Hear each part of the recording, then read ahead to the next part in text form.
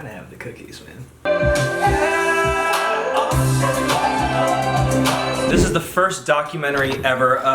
Tell you guys a bit why I'm doing this. I got really inspired by Jon Bellion with his creative process. He's been like one of my biggest heroes with producing music, writing, and kind of based from him, this song came about, and the speed at which it came out. This was like a record track for me. I wrote, produced, mixed, and mastered this entire track, start to finish, in like 2 days. These bad boys. So, started out with that, and then from there, I'm a nut for the drums. Like, I'm not a drummer, I can't drum to save my life, but I can program drums like a Vox or whatever, but I got this. And it looks like this if you click on it, the flex, you can just see the notes. That's what all the notes that are playing. I literally just go in, so like I could do that. But I felt like it was missing something, like it needed some kind of percussive element just outside of the drums.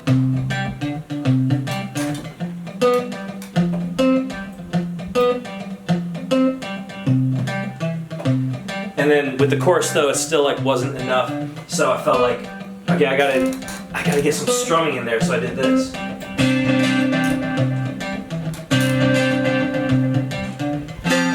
Put some great like echo and heavy reverb on it, just reverb the crap out of it. It's called Good Life, and it's really about the human experience. I went full, usually I use 808s, I'm all about the 808s, and the hip hop side of me loves that, but for this one I was like, no, like this needs to be more human. This is where the Jon Bellion side of me came out. Jon Bellion is a genius when he comes to using like his voice as an instrument, and a lot of times if you listen to his songs, he'll be like, so what I did with that, so I've got a pitch shifter, I've got an amplifier in the RC20. So without those things, it sounds like this. You hear that? Like, it just sounds like that. That's just my voice, pretty boring. And then I actually did it again, but again, I put effects on it, so it sounds like this. Or wait. Pretty much the same. So, what I decided, we'll go with this one first, put the RC20 on it. So it gets a lot of that echo and reverb, and then I put an amplifier on it. So then you get that distortion, like, it's just really cool. And then lastly, I wanted to pitch shift it. So you pull up the pitch shifter and I shifted it up 6 semitones or something, whatever else, and you get this.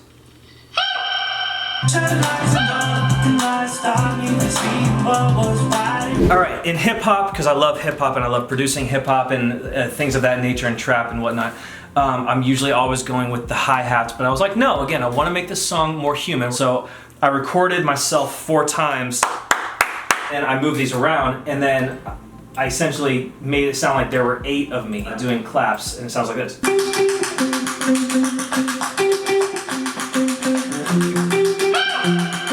Snares or the claps that are there.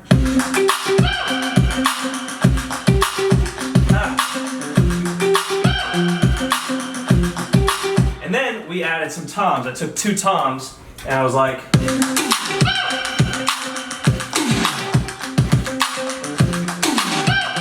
it goes, essentially, it's all the same. It's verse, it's intro, verse, chorus, verse 2, pre-chorus, chorus, everything else. Now, the hardest part for me always, what in the hell to do after the second chorus. Like, the lazy part of me always wants to be like, you know, like, people don't like listening to long songs, like even songs that are like over 3 minutes, so like, let's just finish it at the second chorus and like, it'll all be good. It'll be like a 2-minute song, 2.5-minute song. But I was like, no, like this, you know, come on, like stop being lazy, essentially, like let's get your act together. I took my voice, I made about 1, 2, 3, 4, 5, 6 layers of my voice, and I EQ'd and did different things with them, and I did this.